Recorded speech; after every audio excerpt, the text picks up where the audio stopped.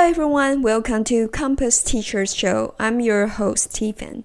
My job is to interview teachers around the world and tease out their teaching tactics, education research, or tools they use. Hopefully this show can offer some ideas for you to experiment in your classroom. Today our amazing guest is Maarit Rossi. Maarit was a Finnish math teacher and principal. She's one of the top 10 finalists in Global Teacher Prize 2016. Maarit is driven to prove that math is not boring, but stimulating and meaningful. Her students often learn outside the classroom by taking unconventional approaches to real-life problems. She has authored 9 math textbooks, several pedagogic articles, and publications. Besides lecturing and training teachers around the world, she is also the CEO of Path to Math. Path to Math is an e-learning math material that helps teachers to build an innovating, challenging, and student-centered learning environment for grades 6 to 9. Now, let's enjoy our conversation with Maarit. Hello, Maarit. Thank you for coming to our show. Hello, and thank you for you to allowed me to be here. It's a great honor. So the first thing I want to ask is that you ask students to draw a picture of typical math classes once you first took over the math class, and the other time is after 3 years you taught them. And I'm wondering what is the difference between these two drawings, and what is the reason or motivation behind that you want them to draw a math class? The reason why I want them to draw they thought what is a picture of typical math lesson is that I want background information, what they think about the mathematics. And the first picture which they draw is really, it's very sad mostly. It can be scary. They are drawing themselves, for example, alone in the classroom, like there would be nobody else. And if there are they schoolmates, then they are sitting in the rows and their faces are very sad looking.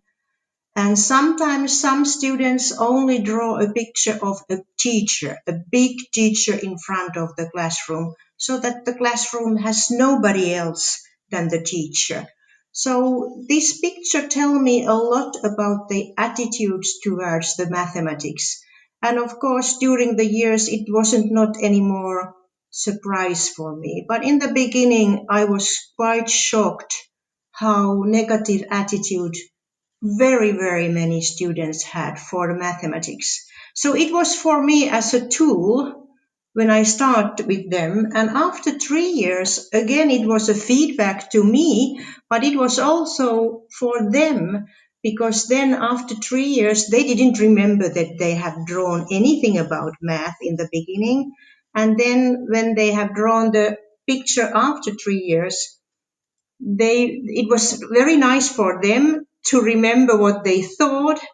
And about this second picture, it was totally different. There they were sitting in groups doing something. It was so strange for me first when they remembered very detailed some active happening in the classroom. So they draw about them, they draw about the classmates and the faces. They were smiling. Then they were talking. They remembered some of the discussions. And only few pictures there was a teacher. It was me, but I remember one picture which was so pretty. I was like I have a like a magic stick in my hand, and I did something. I think they really had a nice memories. And when they compared those two pictures, of course they are young people. They mostly they don't look as I look, that I have been able to change their attitudes and the working methods and how they work with math. But for them it was a nice memory how they think, and maybe some of them understood that also they have changed their attitudes. Wonderful. So what do you think the key components for building a student-centered learning environment? Yes, I think the first, of course, when the teachers get used to teach a certain way of mathematics, it's maybe first a little bit scary, but I ensure that the students are so great when they notice that the teacher is doing something for them, and even there something didn't go first very fluently, they were very supportive because they really see that now teacher is working for them. So most important now what I think is that to put students to work in groups. I usually put them groups of 4 students because in that way they can work individually, they can work pair share, but they can work also as a group. So it gives me possibilities to use different methods. And then I think one big thing is that it's very good that teachers are not always talking in the classroom. You have to give them opportunity to talk, to discuss, to debate about their ideas, about their solutions, because otherwise they are sitting in the classroom maybe 9 years and the only things they are sometimes saying maybe numbers or something. So they don't have opportunity to develop the mathematical language and at the same time the thinking skill of mathematics. So I think these two are very important. And then the third is, of course, if you don't have a proper material, then it becomes difficult. So that's why my story is so long, because when I started to change my teaching, it was really hard because I had those very typical math books with their calculations, routine tasks, nothing innovated, nothing working together, and that's why it took years to develop the material. And of course, on the base of that, we begin to develop the paths to math material. So, but I think nowadays it's easier for the teachers to find better material. Even they still have to go to the Google and try to find from different places, because the big publishing houses, they only want to make tiny changes. They want to be sure that their books are selling. So there's still a lot to do in the world so that the math education would change.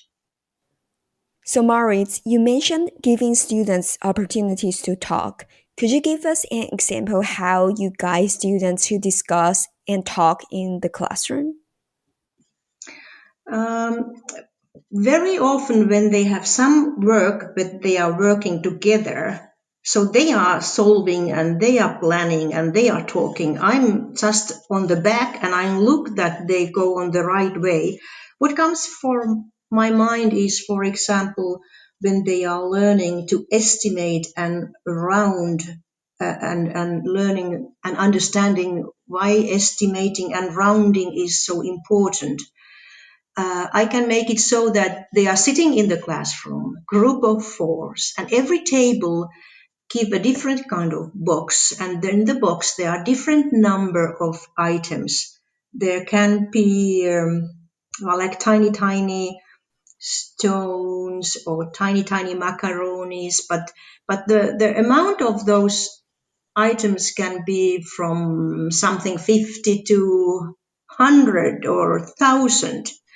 And what they begin to, I first said that don't touch, you only by looking, you estimate, and you have to discuss in the group what is your estimation, so that you have some kind of plan. It's not a guessing what is the amount. And after when they have done it, I said that then you round that to the nearest 10, to the nearest 100, to the nearest 1,000. And also they have to plan the table, how to do it.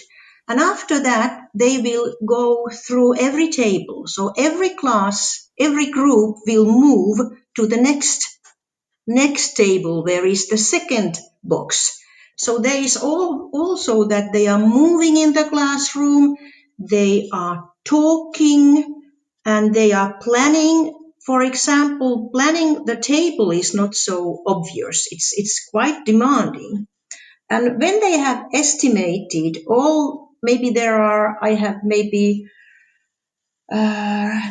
can be 7 groups, and they go through 7 tables. They estimate, they fill their table, and when they come to their home table, I said that, okay, now you can count the real amount of the items you have in the box. And then they begin to count, and again they have to plan how to do it. If they are doing it, they can do it very chaotically, or they can do it so that they put items in the group of 10s or 20s, so that if somebody comes to check, just looking on the table, they can agree that the counting was right. And then they give the counting to the other groups, and all groups again, they round it to the nearest 10, 100, 1,000. And in the end, we discuss about how, if you are practicing estimation, you don't actually need to count because you get the rounded same. And they are so fascinating. It's very simple task, but they learn a lot. They learn to work together, to say why they think why they think this is the estimation, and then it's such an very powerful for them to show that the estimation rules, like many books, they are only telling about the rules of estimation, but there are not many examples. Maybe there are examples of the population of different cities in the world, but now when they are estimating something inside the classroom, it becomes totally more excited for the students. That's really interesting. So, seems that social interaction is really important for more active learning. I wonder if there's any tip you would give teachers to facilitate social learning. Especially, I can imagine that some students might have conflict in the group and how a teachers can play in that role. When I started, it was very unusual to work this like, and people was, and maybe even I was a little bit nervous because there comes a lot of voice in the classroom. So that is maybe first what you are yourself a little bit wondering, is this okay? And then when my colleague said that there's a terrible noise, what are you doing? Are they learning anything? And then I said that I really can see when they are learning. Can you see that they are learning when they are sitting alone silent? Can you see in their head? Nobody can see. But when they are working and talking and you are there, I'm all the time moving around the classroom. I can push them on the right direction. I can say somebody that supports somebody's role more. And if there is a task which I can see that there is a who is collecting data, who is planning taking the responsibility of the table, I try to change those tasks. So then they learn that there can't be a dominant person, that everybody has to take part. And especially when we will talk about assessment, they notice that only when the group is strong, the assessment is also good. They don't get good assessment if the work is one's work. The third components you mentioned before is the curriculum, the materials that teacher use in a classroom. And I think you also emphasize on bringing the real world example into math class. So when you were teaching, how do you find the ideas from real world that you can incorporate in your math curriculum? Mhm. Yes, of course, and Paths to Math is including a lot of examples on the real world, because otherwise, if you don't have those examples, that students are thinking that this is teacher's math. and it's like a history lesson. Why they would love to learn this if there is no connection to their own life or the life around them. So during these years, we develop ourselves a lot of material, and one what comes to my mind now was waste management. So actually, we collected data in one city how much waste this city develop, and then we make a different question like a project work for students that they have to follow the family's waste during the whole week, and they on the base of the week they have to make a estimation what would be the amount of waste during the year, and then they get more they understand more about how important is the environment, what they can do, and they begin to think what the society is doing to the waste. And then they were more interested about the waste calculations which we have, because then they have to use big numbers. From starting their home, they begin to understand the bigger volume of waste, and then in our Fast to Math there are also web addresses, so that if you are living in other place, probably you find some information about your own city waste amount. And sometimes I just, when I'm reading newspaper and I found something during that week which is connected to the math what we are studying, I love to take that because it's totally updated what we are talking. So we only have to look around, and but I have to admit that I have done years of work to find good connections so that they can handle it, but that makes it that they feel that math is very powerful for them. Got it. That's really wonderful. So I want to go to the other section, which is also important in most of the teachers, is assessment. How do you think the assessment should change from your opinion? Actually, when we changed this math teaching and learning, we had to change also the assessment. So, for example, for example, this waste management, you can't make a test anymore about that, but you can, if it's a project work, you can give a verbal assessment how he or she has collected data, how the student show it, what kind of conclusions he is doing. Is he comparing his home yearly waste to neighbors or somewhere else? These are the elements what then makes together a nice assessment. And then, of course, when they are working together, we develop a group assessment. So the group was assessing themselves, or student can have a self-assessment. And then I like portfolio.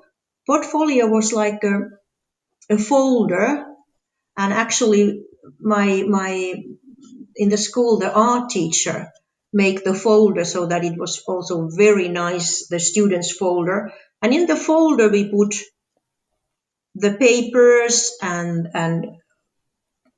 this kind of project works. And in the end of ninth grade, I wanted to talk privately, face to face with the student. And for example, I said to the student that now we remember 3 years math learning. Please pick up the work which you really most liked, And it was really fascinating how they remembered. They exactly know what work they will take. And then I also asked what was most demanding. And then maybe I make some questions. I remember I had one boy who was not so successful in all areas of mathematics, but he picked up graphics where he draw about formula cars, and I don't remember what was the place, but there is a certain curve of the race, and then of course they have to take the speed down if it's coming a curve, and then when it's a straight they can drive very fast.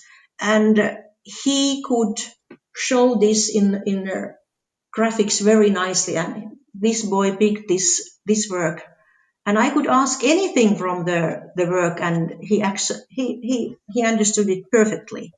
So that was the task which motivated this child a very lot. And it was very teaching also for me to understand when there has happened a very deep learning, and when it has been harder, and maybe they would have need more help. I see. I think, Mari, you mentioned about portfolio. So from portfolio and one-to-one conversation, how did you learn from that student's progression in learning from that kind of conversation? The portfolio can include many kind of works. So we look it together, and of course, when I had many classes and 100 students, but also when I see all students' work and discuss with the student, I think it was quite easy to see what are the strong areas of the students on the basis of what they talk with me. And if I make extra questions about the different task, they very fluently explain it to me. So there were no that they really had to understand it, otherwise they couldn't answer to my questions. So how often does this kind of one-on-one conversation happen in a class? I try to do it with portfolio at least once a year, because then they also show how they are growing up, and they also see they how you say how they develop. But of course I'm talking, uh, you have to remember that I'm not in front of the classroom. I'm only very few moments when I have to check that they have understood, or I took some part of their theory. But otherwise I try to move around the classroom. And then if I move there and they are working, I'm talking with different students. And then when I want that they listen to me, I have this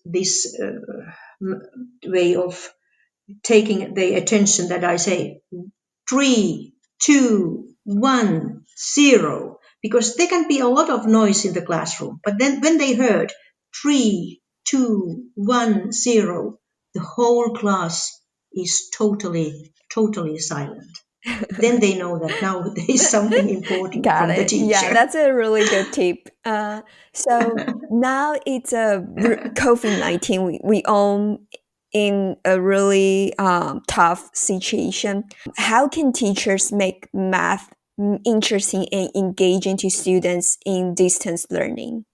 Wow, that's really hard.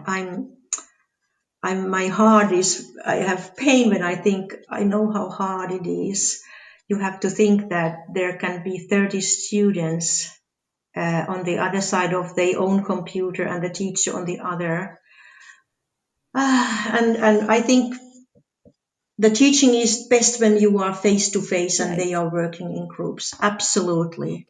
Absolutely. They are the social development, the happiness, the everything is best there. And now What I'm afraid that we are going backwards, and that would mean that they only get very typical task from the book. They do it them alone, and maybe then they send them some way back to the teacher. So it's very important the moment when the teacher is working online. So now the teacher has to show geometrical solids, or maybe the teacher has to say that next time everybody takes scissors and the paper. Maybe the teacher said some hints what kind of solid you will do. But it would be very important that there is something else than only copying typical calculations. It's really sad, and if there is no creativity, nothing different than usually. I mentioned about this waste management project. That kind could be done. That the teacher said that, okay, during this week, you have to make a plan how you measure the waste, how you show it, what kind of table, and then if depending on the platform also, can they work as a smaller group? Can the teacher visit in the smaller group or not? How they can show maybe some works to share to others. There are different kind of platforms, and then in some countries the computer amount is so bad that they don't have no online training, or only private school students have. So it's really interesting to look what happens. And actually I'm now I am negotiating that I would give online classes next September. And yes, but I'm afraid. Yes, but I know that it's so difficult. That I really respect all the teachers, and I really know and understand how hard. It's harder than in the classroom. Absolutely. So, Mari, you founding Math to Path, which is a practical platform for an innovative teacher to plan different learning routes according to her students' needs. I'm curious what drove you to build this platform. Like I said, you mentioned that I have been writing math books, and then I get a Fulbright exchange 2006, and I made my American assistant math principal. And then we decided to begin to do different math. And when he visited my school, she said that this kind of math she has tried to find all her life.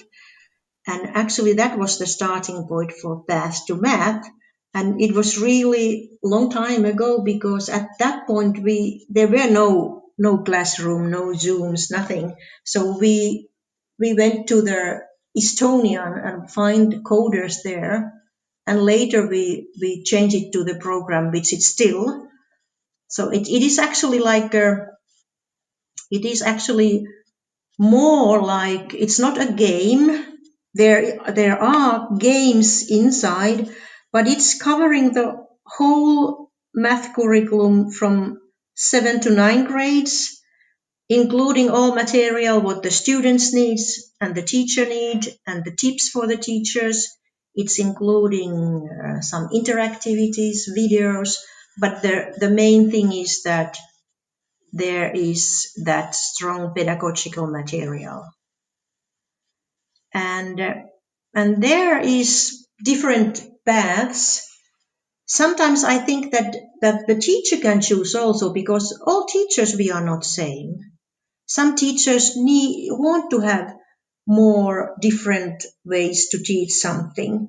But how I would say that how Path to Math differs from so many is that always when there is a new concept, we started as that the students are wandering the world. They are there are something that they discover, and then comes the theory, and then comes the how to apply it in their normal life more. So if I compare the typical math books, it's always the theory first with an example, and then during the lesson they repeat same kind of examples, and then homework is same kind of examples. So the way of we think math is quite different. It's how students are involved. They are active, not the teacher. Right. So, would you mind give us one or two example? Like, if I am the teacher, I go to the path to math, and now I need to find materials for my students. Then, how does that process look like? And so that I can choose the material that really fit into my students' need. Wow, first first you have to really know your students. And anyway, if you have 30 students, you have to think something which is common to all of them, because still I believe more about the discussion with them than that they would learn alone. We have so much, how I would say, this technology is great tool. It's really great, but it can also be very bad. If you think that the student are learning alone with the computer, and then the computer artificial intelligence is looking, is he adding 1 plus 3? Okay, this went well, so let's make it a little bit more difficult. Let's make it 1.5 plus 3.6 or something this like. This is how many technology solutions are working. But Pass to Math, there are 3 options how you can choose the path. So there is like a map. You can look what is for average, what is more demanding, and what is very basic. So you have to think first that, is your group an average? Then I would look that path. And during some material, because I still believe that the teacher is the best to know what is best for the student, you can notice, okay, these pages, they are very good for most of, but I have those students who need more, so I will put them over here, and this maybe the first part is enough for the rest. So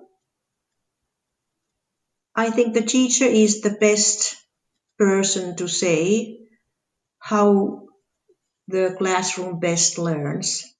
I think I have last few questions I have for you. The first one would be any books that changed your thinking a lot in the past? My change actually happened when I have been about a teacher 10 years, and then I wanted some change. I thought that this is not working. The students are not learning, and they are not engaged in math. And I went to summertime. National Board of Education arranged and asked teachers who would want to develop teaching methods. And I thought, wow, this is where I want to go. And we were teachers around Finland, and we read a lot of books around the world, and then we practiced it in the classroom. And one of very which I like was cooperative learning, Johnson and Johnson. And even I don't use it anymore, but it was because it is very exact who has what role in the group. And I think I manage better in my classroom when sometimes I said that now your role is this one, but I have been lucky that my students are working working equally in the group. But it was very important in my career. And of course, even in my studying, Piaget, Vygotsky, Dewey were important because they also said that the best learning happens from experience. And this is also what I have learned. If I can give student opportunity to find and to experience something, they are the moment they really get engaged to math. And of course, there is also the lessons which are more traditional. I have also lessons where I am in front of, and we have to get some practice so that they are comfortable enough so that we can go again to more exciting and different area of mathematics. So I'm talking about versatile methods, not only one method. Because also we as a persons, we don't learn everybody same way. So also when you are offering different methods, there are everybody every now and then are learning very well. Got it. So for a baby teacher, what is the one piece of advice you would give to them? I think I said it in one moment. I said that don't be afraid. If the students see that you are really putting your heart and you are trying to do, they look you and they support you. So don't be afraid to do something differently than usually. The students really appreciate it, and then I think that's one of the most important things I have noticed. For example, I say to many people, I'm now retired. Why I still continue? I still train teachers. I'm planning to give online school lessons. The reason is the feedback of the students. I know how to make them fall in love in math. That's really great. So before we close up, do you have any other thoughts, programs, or workshops you want to share with our listeners? I hope listeners will find path2math.com. There is a sign up and there are free material so you can really see what kind it is. And of course, it's nice if you follow up my Facebook and Twitter.